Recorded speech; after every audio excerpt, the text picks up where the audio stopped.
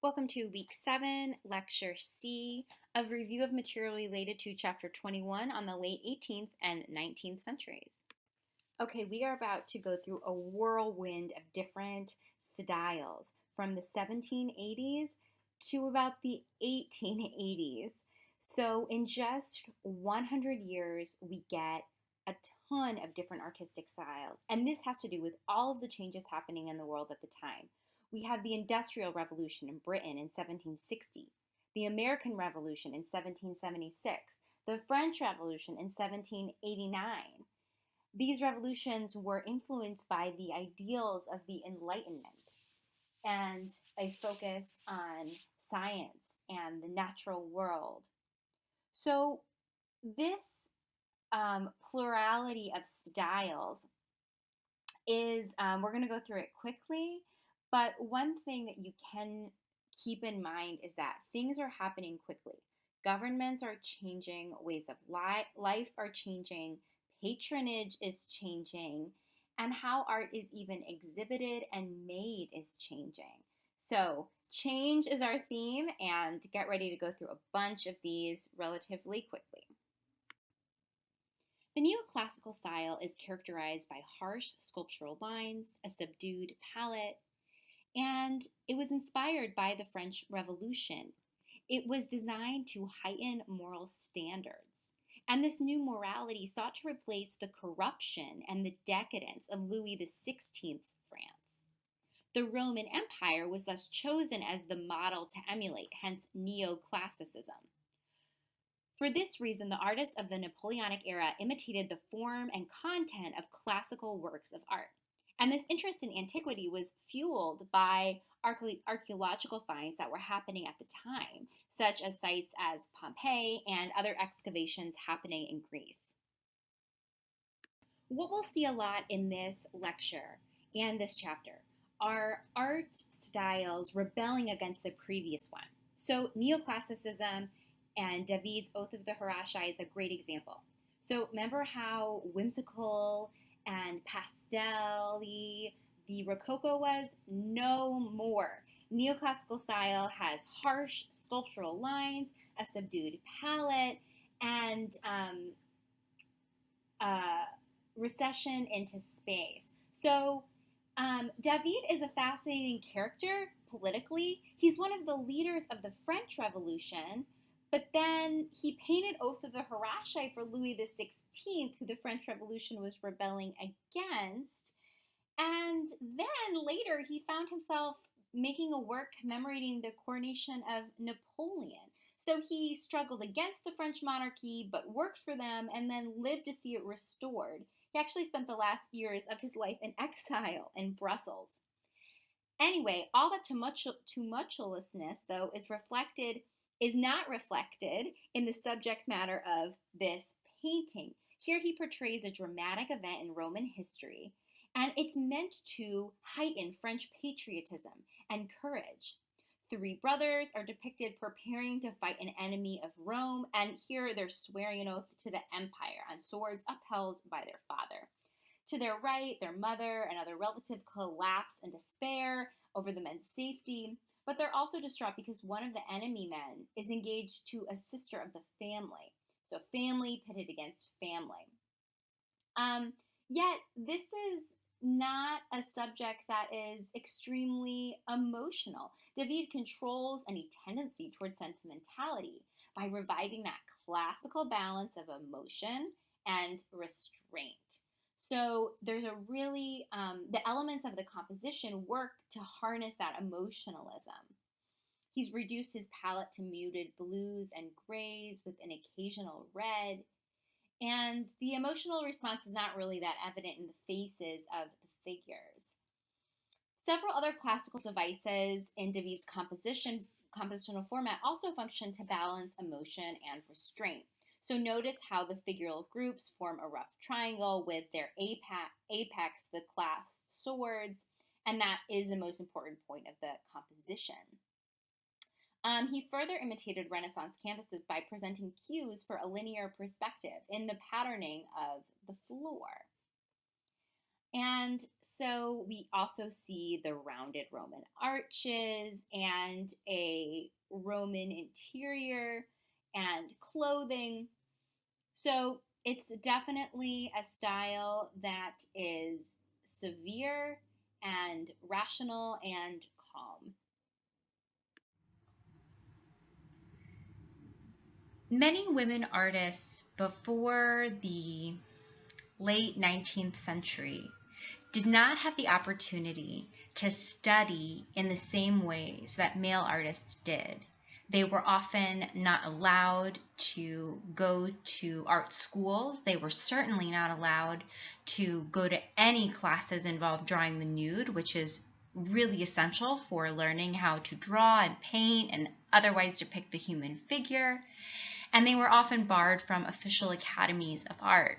So if they were successful, like Angelica Kauffman was, they were often trained by a male family member.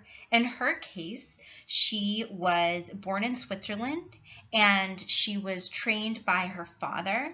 She also spent time studying in Italy for about 6 years in Rome. And she's known for disseminating the style of neoclassicism in England, where she eventually settled. She lived in London. And in this neoclassical work, we see a lot of the same features discussed in the previous work. We see a Roman subject, that is Cornelia, and as you can see from the title, she is talking to a friend, and she's pointing that her children are her treasures rather than any sort of jewelry. And this is particularly important because it was her children that went on to become important figures in the development of a Roman Republic with democratic beliefs. If you look at the image too, again, we see a muted palette with some splashes of red, some splashes of color, but restrained. And even though this could be quite an emotional conversation between two women, the figures are restrained, their faces are not dramatic, but rather very formal. Again, we do see a bit of perspective, we do see a background, but it's not the kind of deep space that we're used to in Renaissance art. In fact, half of the background is blocked off by, again, these Roman style columns. So remember, these sorts of images were to encourage people to rational, reasonable, democratic ideals and to aspire to those qualities with restraint and a kind of formal response. In art, we often get a push and pull of styles. So for a while we had restrained emotion and restrained palettes, and then Romanticism responds to that in the first part of the 1800s with intense emotion, intense expression, virtuoso brushwork, and brilliant color palettes. So both Neoclassicism and Romanticism reflected the revolutionary spirit of the times. They both really believe in individual liberty, individuals making decisions and having effects on their lives and the lives of others. Their subject matter comes from everyday life, from history, from literature, and so their subject matter has a really, really wide range. But what they do have in common is this intensely emotional, colorful, and intense artistic technique.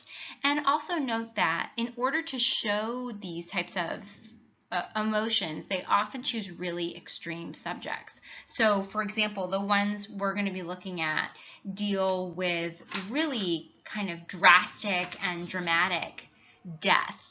And so that is a common subject because it affords the artist an opportunity to show a really extreme event.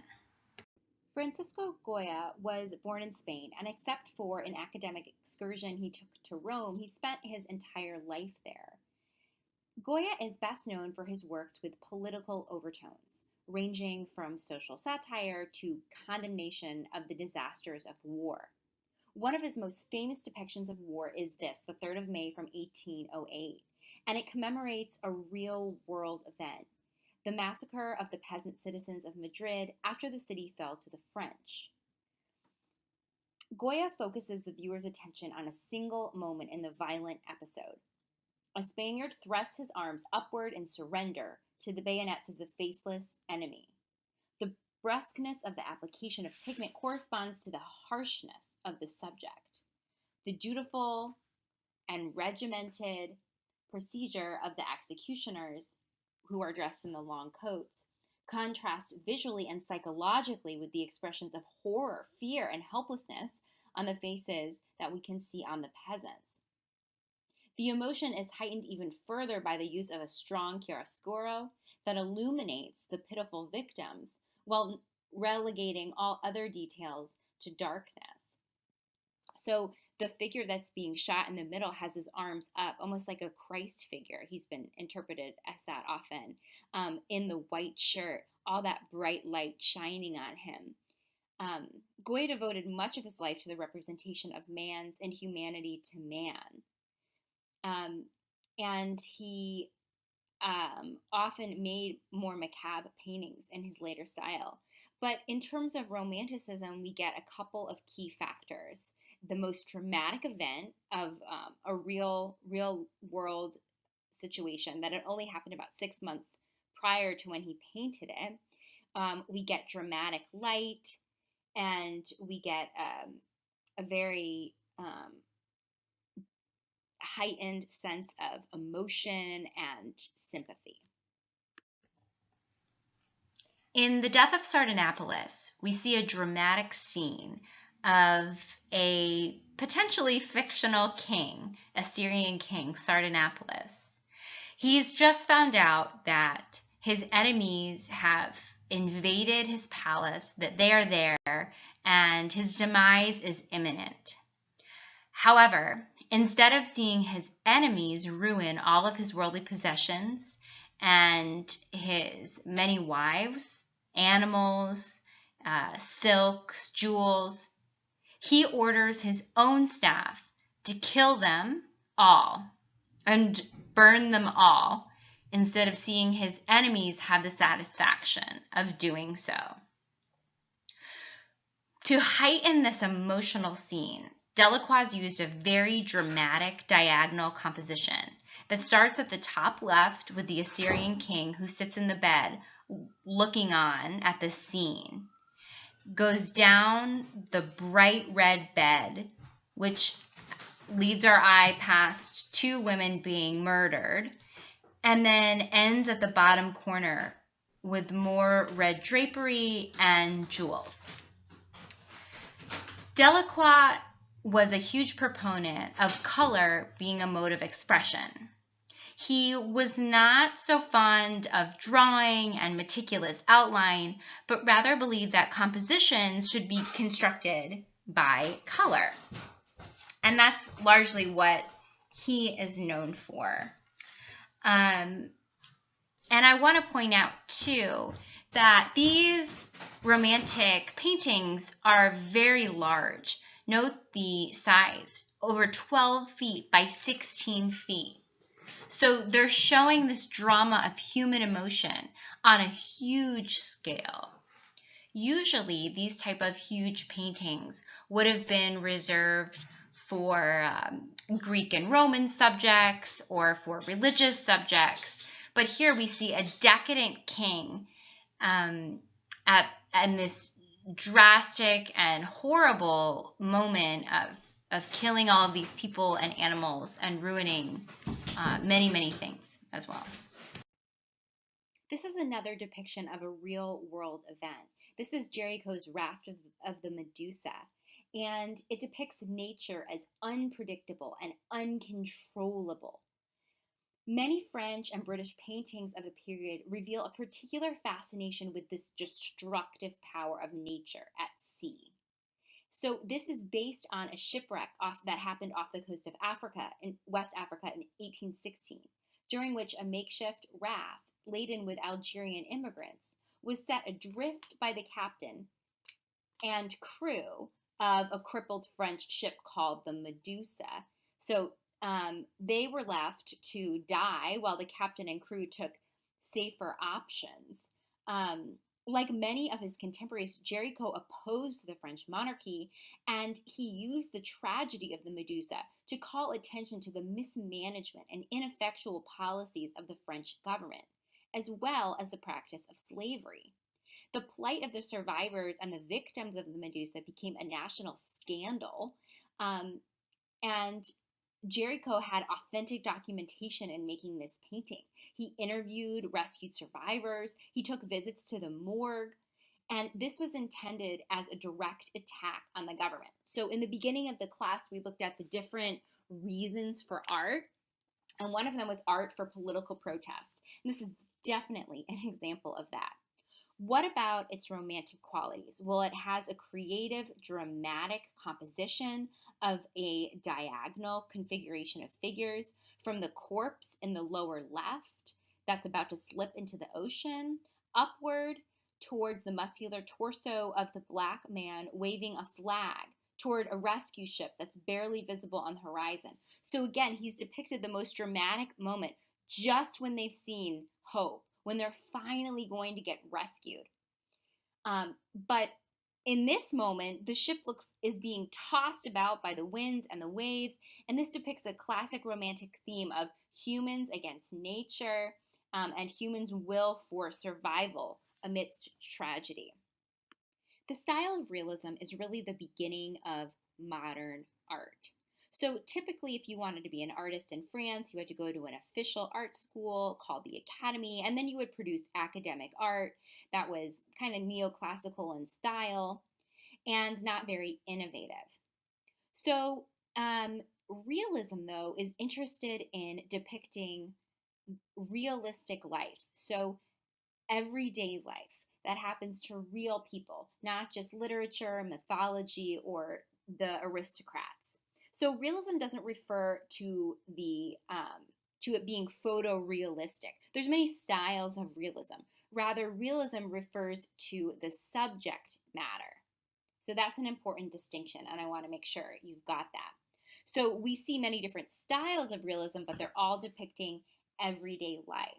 So that's what we mean by realism. You might use the term photorealism to describe something that's photorealistic, but that's not what we're talking about here. We're talking about an art movement called realism with a capital R. So these modern artists chose to depict subjects that were evident in everyday life. The way they rendered the subjects was also different than academic painting. So they attempted to render on canvas objects they actually saw optically rather than how they thought they were conceptually. In addition, they respected the reality of the medium they worked with. So they emphasized the two-dimensionality of the canvas. They didn't try to produce this hyper-realistic three-dimensional space. You know, they're painting on a canvas and they don't mind showing that that's what they're actually doing. So the physical properties of the paint is highlighted and the flat canvas is highlighted. They also started developing their own spaces to exhibit since they couldn't get shown by the official channels. This painting, The Stonebreakers, by Gustave Courbet, a French artist, is a classic example of realism. Courbet rejected neoclassicism and he rejected romanticism as not being about his own time. Instead, he embraced everyday subjects such as family life, work, death. And here we see a boy and his father, and they are breaking up stones. It was a profession. We've seen these kinds of genre paintings before, if you remember, small paintings that could be purchased by the Dutch middle class. But even in those, work or whatever the subject matter was idealized. Here, this looks like really hard work. The boy's shirt is ripped. They are wearing these shoes because we can assume that they need to have as comfortable shoes as possible to do the work. Their backs look like they're aching. It does not look easy. Secondly, this painting is huge. It's over 5 feet by 7 feet. Those genre paintings from the Dutch middle class of everyday life were very, very small. This is huge. This size would have typically been reserved for religious paintings or history paintings. Instead, Courbet is saying, no, what happens in our world every day is just as important and just as dignified a subject for art as is mythological subjects. Courbet is considered to be the father of the realist movement, and he broke distinctively with the mold of the academic model, and his painting was shunned by contemporary critics.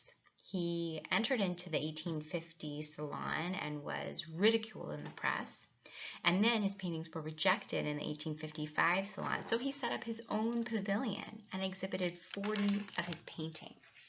The scandal, in part, made him very popular. Paintings such as the Stonebreakers were made after Courbet left Paris and went to visit his family in the countryside for a time. This was such a common subject that it was criticized by the art world, who favored those mythological or idealistic subjects.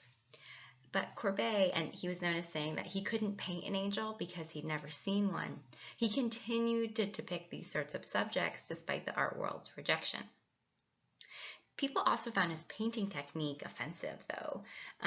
His choice of colors is fairly traditional. We see muted tones of brown and ochre, but he did this quick application with a palette knife that resulted in really coarsely textured surface that was totally different from the glossy finish of academic paintings.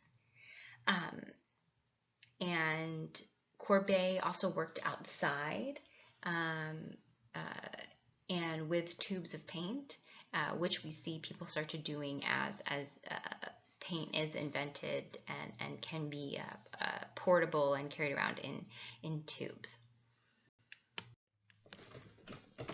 This example is not in your book, but I would just wanted to give you another example of a Courbet realist painting.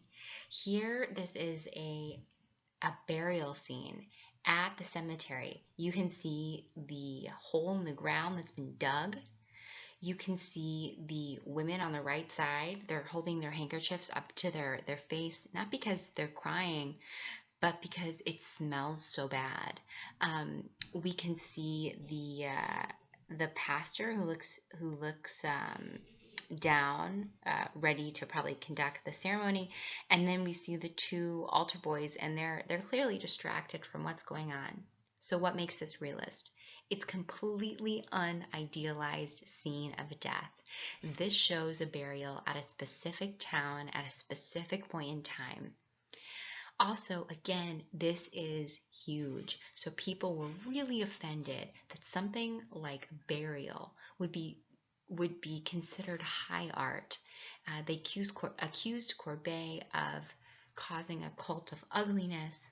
But for him, he said, quote, "To record the manners, ideas, and aspects of the age as I myself saw them, to be a man as well as a painter, in short, to create a living art, that is my aim," end quote. So he, again, wanted to show life how it really was at his time and put it on a huge scale so that people and their everyday life would be respected and considered a worthy subject in art. Henry Ossawa Tanner was an American realist. He was actually trained by Thomas Eakins, the artist in the previous slide. He trained in Philadelphia, but spent most of his life in France, where he encountered less racial discrimination as an artist. So what makes the banjo lesson realist? Well, a couple things. First of all, the subject matter. It's an intimate scene, again, that would typically not have been found in what was considered high art or academic art. We have a much older man teaching a much younger man how to play the banjo. The room is unidealized. Things are kind of strewn about. We see the man's hat on the ground next to him, for example. But it's a really intimate scene. of a relationship that is developing around music and sound. Also, the style embraces realistic ideals. It's not highly finished, it's not highly glossy, it's definitely not academic, definitely not neoclassical or romantic. Rather, the light is depicted almost optically, how our eye actually sees it, rather than how it should look for an art subject. Edward Manet was a French artist who was trained academically. He went through all the proper channels to learn art, but he ended up rejecting much of this training. However, in 1863, he did submit this painting to one of the official government sponsored art exhibitions called the Salon. It was rejected. So, why? Well, for a couple reasons. What was modern about Manet's technique? Well, instead of beginning with a dark underpainting and building up to bright highlights, a method used since the Renaissance, Manet began with a white surface and worked to build up dark tones. And he did that because it made for a greater luminosity of the work, one that duplicated sunlight as much as possible. Manet also did not model his figures with traditional chiaroscuro. He applied pigments flatly and broadly. He was trying to depict an impression of a moment in time, a modern moment with modern people. This was one of his most shocking paintings.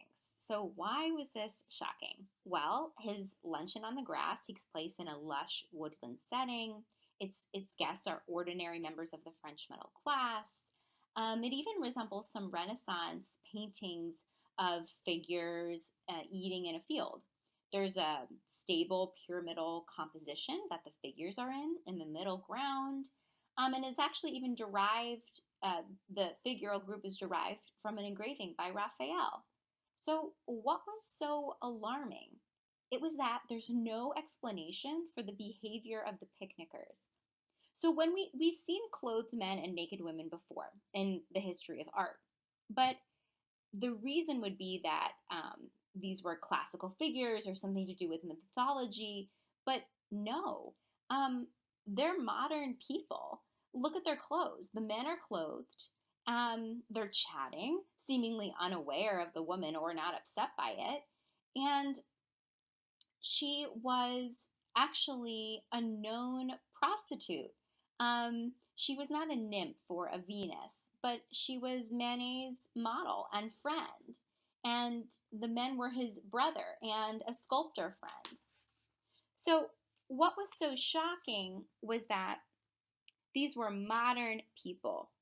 The woman is also looking directly out at us.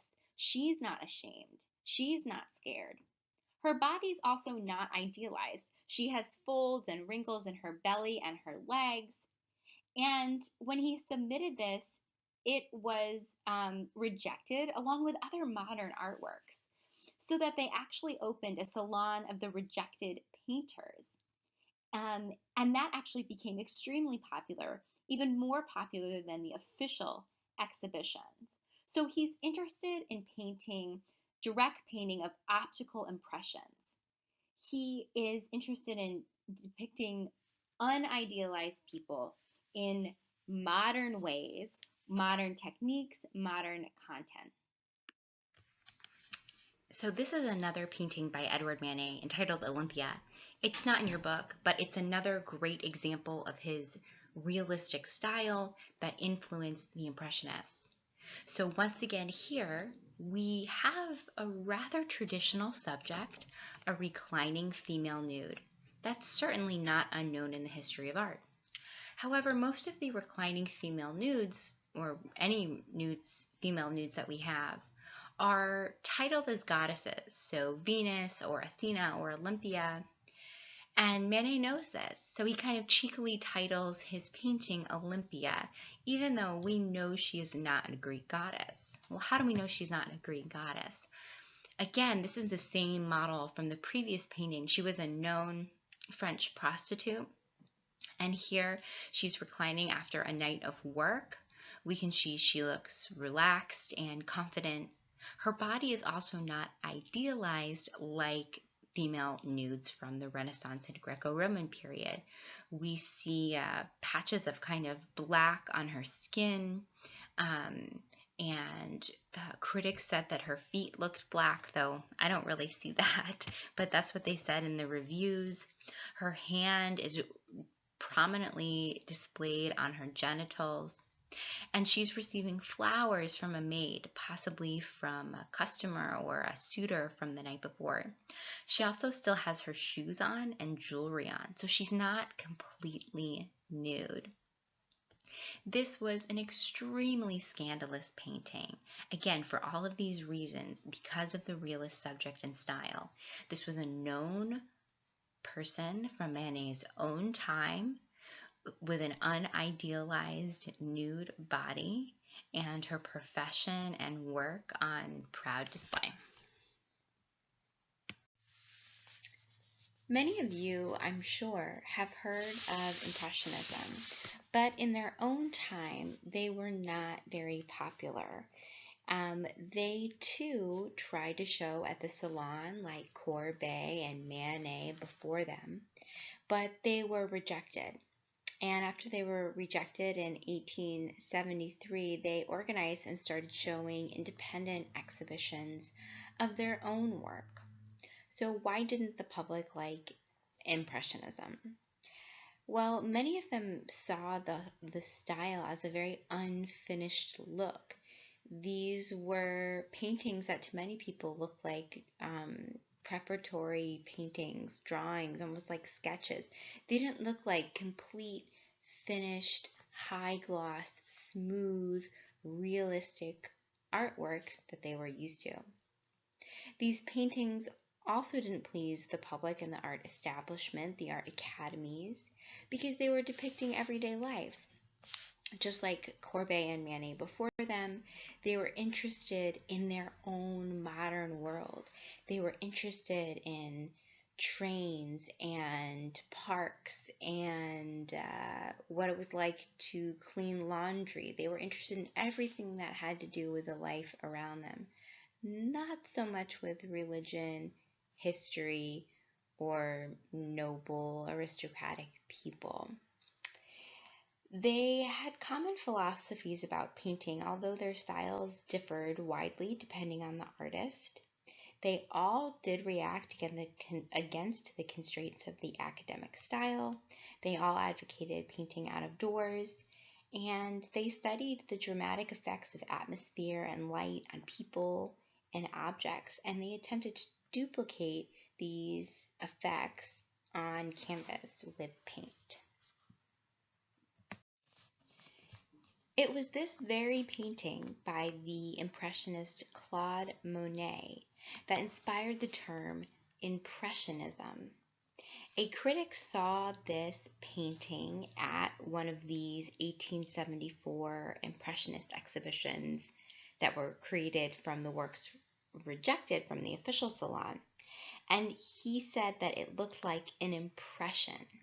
This was an insult because that was saying that this did not look like a finished work. This merely looked like the very beginning stages of something. But Monet and the other Impressionists, they loved this term, and they took it upon themselves to make this the name of their kind of loosely affiliated group. They liked the idea that what they were trying to do was create an impression of a specific time and place where the light and the atmosphere and the reflection all were true to that very specific time and place.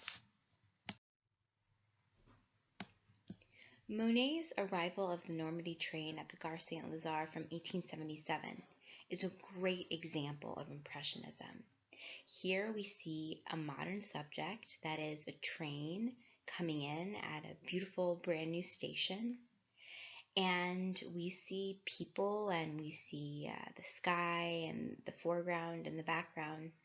But what's important here is not actually what's happening in or just outside of the train, but rather the atmospheric effects created by the train. So the train, its sound, its presence, the steam it gave off, all of these things were new to the modern world. And Monet was interested in seeing how the light of the sky played with the steam and all these atmospheric effects. He would have made this painting there on site, probably quickly, and possibly finished it back in his studio, but he did work outside quickly and in the moment to catch those fleeting atmospheric effects. The ballet is another popular site of modern life, and here we see a rehearsal for the ballet. This Degas painting is really notable for its composition, and although it appears as if Degas has failed to frame his subjects correctly, or if it looks like he's accidentally cut off the figures on the right, these are carefully planned scenes and carefully planned placement. These techniques of framing, of cutting people off, of an empty center, they're all to create these asymmetrical compositions that look dynamic and immediate, that again create this sense that the Impressionists are going for, that this is a particular space and place and time at a particular moment, as if we're walking by, as if a photograph has been taken of this 1 second. The Impressionists were strongly influenced by Japanese woodcuts, which we looked at a couple chapters before. These were becoming readily available in Europe, and many of the Impressionists adopted certain techniques of spatial organization found in these Japanese prints that they were starting to see, including the use of line to direct the viewer's eye to different sections of the work, and to divide areas of essentially flattened space. Throughout the Impressionist period, and even more so in the Post-Impressionist period, this influence of Japanese artists remained strong. And here we see those flat areas of color, an asymmetrical composition, blank empty space, cut off figures. So Degas is influenced by Japanese prints and by photography, even though he did study Renaissance masters and was trained formally in the academies. Mary Cassatt was an American artist that moved to Paris to work. She was good friends with Manet and Degas, and she exhibited with the Impressionists. Here we see another scene, another leisure scene in modern life. We see a woman with a child and then a rower. As your book points out, we can tell that the woman and the man are not married, but rather that they're of a different class because of his clothes and his hat. And this creates a potentially scandalous scene. A man and woman are alone together, save for the child, out on the sea, even though they are not a married couple. So women's movement was very restricted in Paris at this time, not legally, but culturally. So a woman certainly could go out by herself, but she would often be assumed to be a prostitute.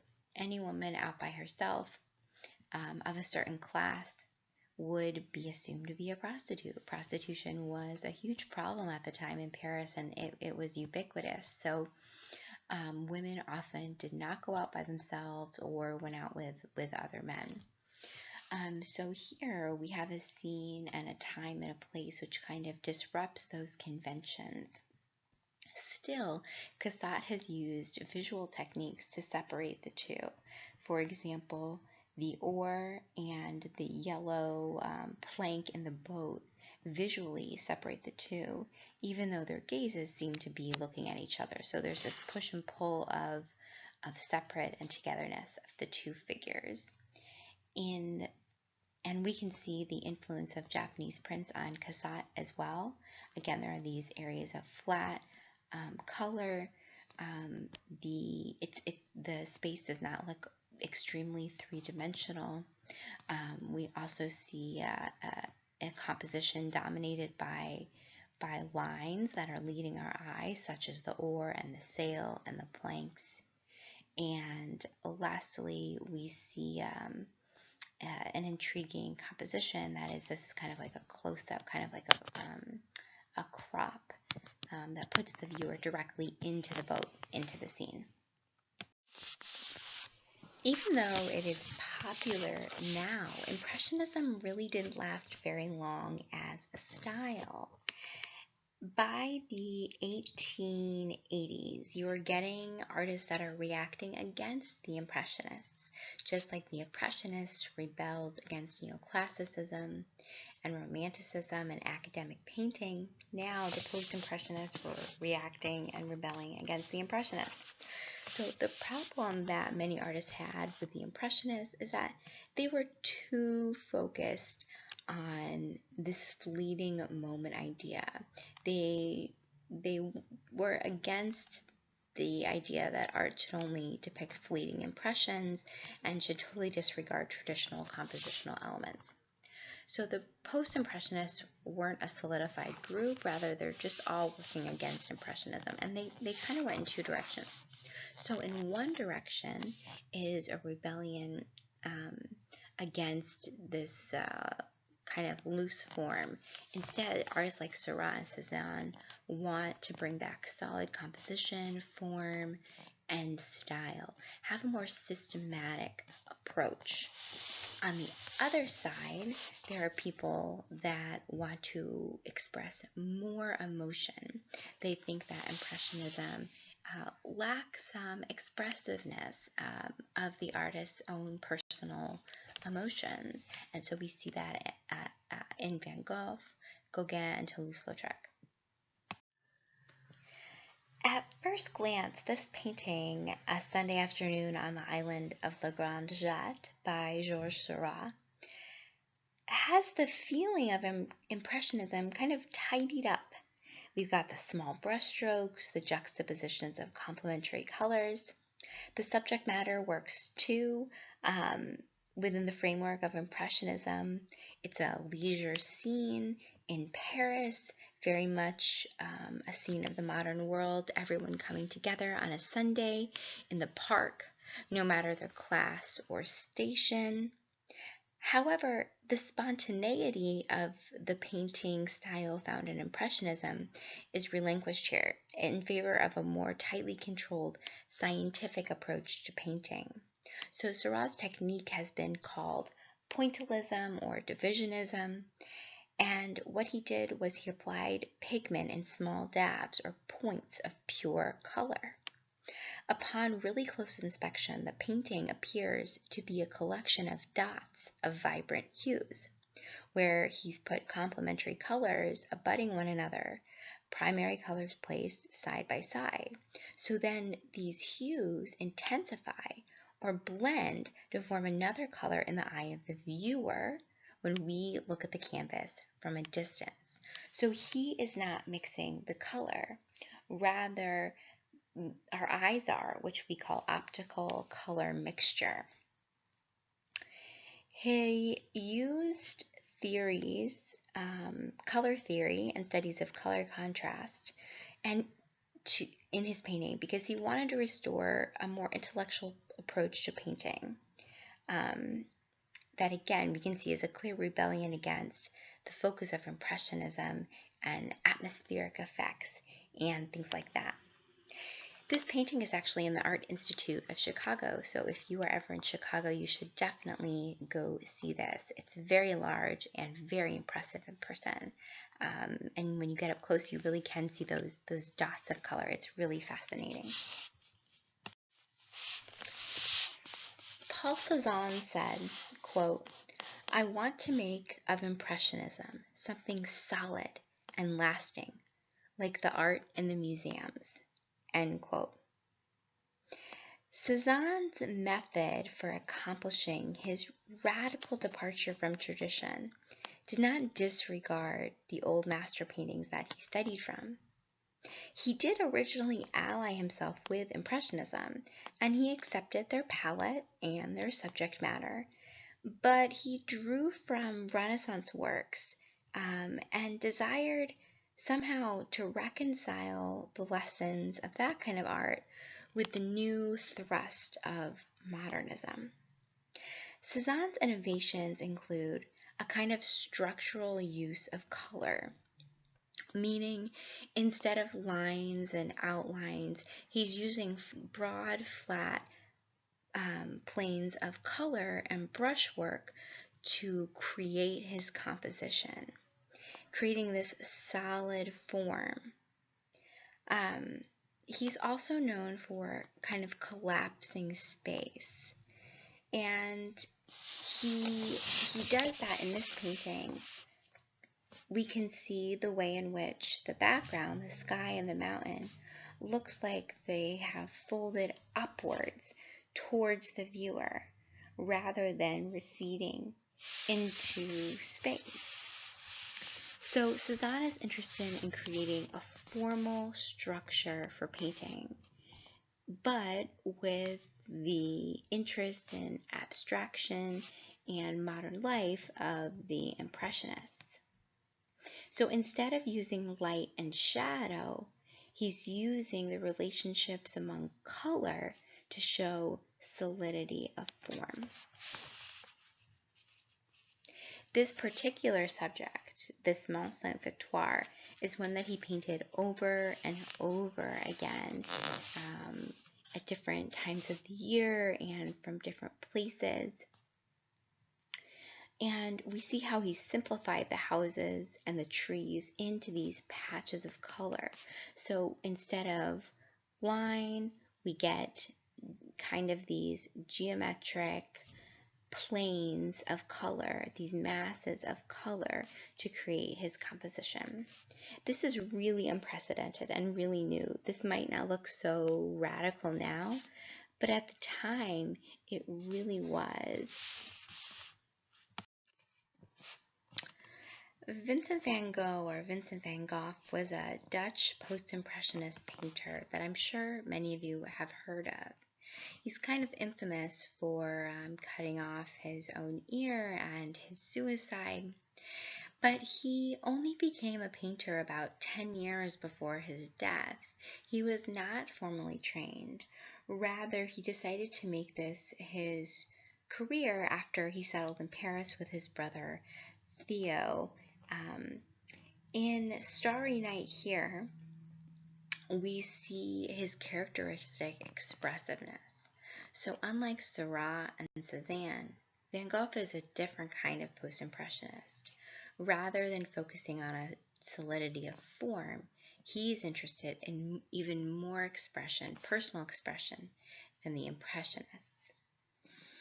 And one of the ways he does that is through his application of brushwork and also his thickly applied paint, which he's known for, called impasto. In this image, we see a sleepy town kind of transformed into a cosmic display of swirling fireballs and the cypress trees that are kind of sweeping in the wind. His palette is full of vibrant yellows, blues, and greens, and his brushstroke is really dynamic. He has these long, thin strokes that define the forms, but then also express an emotionalism. He presents the subject not as we would see it or not as our eyes would see it, but rather as he would like us to experience it. So we can sense this feverish application of paint and kind of anxieties, perhaps despair, all in this work. Van Gogh and Gauguin were actually friends for a time before they had a falling out. They were both interested in using color and brushstroke to be expressive rather than realistic, or rather than creating atmospheric effects. They used color personally, emotionally, expressively. A great example here of it in this painting is the water that the one bather is putting her feet into. It's orange and yellow and purple and green and blue and red. The mountains are pink and blue. So he's not using color realistically, but rather expressively. Gauguin was also someone that became an artist later in life. He did work in finance, and then he decided that he wanted that Paris was too industrialized and too urban, and that he wanted to escape civilization. So first he went to Brittany, a region of France, where there was lots of aspects of traditional life. But even that wasn't enough. So then he went to Tahiti. He abandoned his wife and children and moved to Tahiti, where he married a very young teenage girl. And remember, Tahiti was a colony of France, so he was a Frenchman in a French colony. He was not completely out of his element or completely out of civilization. No one can ever escape that completely, and he certainly did not. He lived off of rations of canned food from the colonial staff there on the island. But back to the artwork. Here we see him trying to combine this expressive quality, emotional quality of color with some kind of cultural ceremony. Gauguin is not depicting any specific cultural ceremony, but rather a blend of things he had heard of and seen, and also made up. Henri de Toulouse-Lautrec spent a lot of time in the kinds of places that are depicted in this painting. Here we see at the Moulin Rouge, this would have been a cafe, bar, and performance space with kind of cabaret acts, probably some prostitutes and other seedy types hanging about. He also made posters to advertise the cabaret acts of nightlife that he frequented and attended, and knew many of the people depicted in his works personally. He actually was from a noble French family, but he broke his legs during his adolescence and they failed to develop correctly. His small stature kind of resulted in alienation from his family and from high society, and he turned to painting. And friends he made in the nightlife of Paris as a way to find his new family and new friends. Here we see that kind of expressive use of color that is characteristic of one camp of the Post-Impressionists. For example, the blonde woman in the foreground, her face is a green, almost the color of absinthe. We see an asymmetrical composition. That bar is jutting out at the viewer. The space seems to be pushing up at us. It's a strange space. It looks like you might kind of topple over if you tried to walk into it. So we see him embracing other modern qualities like artificial light, which would make the people's skin make it look such strange colors. The fabric of the entertainer's dress is constructed with a kind of fluid impressionistic brushstroke, as are the contents of the bottles and the lamps in the background and the backdrop. They're kind of applied with an impressionistic quality. But then we get these other things like strong outlining of the entertainer's face and the expressive use of color. And also, this is an indoor scene, not an outdoor scene. So he's embracing the strange artificial light of modern life rather than the atmospheric effects of light outdoors. Symbolism was a movement in art and literature around 1885, and the artists were interested in how symbols, colors, forms could be an inspiration to the imagination, and get out of this world into something else.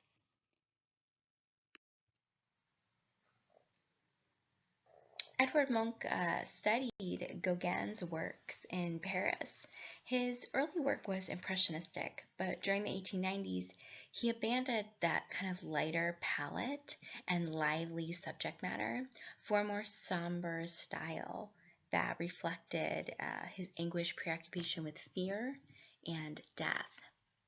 The Scream is one of his best known works because it's a great artwork, but also because it was stolen a couple of times. There are two versions of this, and the one was stolen for recently for quite a time, but has since been recovered. This work portrays the pain and isolation that becomes central to his themes. We see this kind of skeletal figure walking across a bridge toward us, toward the viewer, cupping his ears and screaming. Is he blocking out the sound of his own scream, or screaming because of a horrible sound that he hears outside of himself? We see two figures in the background walk in the opposite direction. And Munch transformed this kind of placid landscape into one that echoes in waves. The high-pitched tones that emanate from the sunken head were kind of reminded of the swirling forms of Van Gogh's Starry Night, but there's an intensity and a horror here pervading the composition. And we see that in the drastic swirls and colors of the sky and the sea, and obviously the figure. And we get a sense of humanity being consumed by an increasingly dehumanized society where we can't even recognize markers like human beings or land or sea or sky. The Art Nouveau style in the late 19th century was popular in interior design, architecture, furniture, jewelry, and it's marked by rich ornamentation, a kind of curvaceous organic linearity, and rhythmic abstraction. Art Nouveau was really an international style. Its influence extended from Europe to the United States. And this Art Nouveau style could be found in painting, sculpture, architecture, furniture, jewelry, wallpaper, fashion, glassware, almost anything that you could purchase for your home.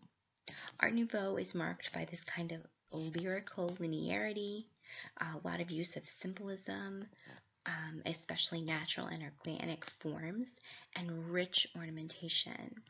Here in this stairway of a home that Victor Horta designed, and the front of the home's on the right, we see the curving quality of the steps, the beautiful metalwork on the rail. We see the intense swirling and organic forms in the wallpaper. Again, more linear and organic forms in the tiling of the floor. Even in the front of the house, we see these curved sections in the middle that come out at the viewer. So the front of the house is not flat, it too is curving. So we really get a sense of an overriding sense of the natural world and all things organic in this house.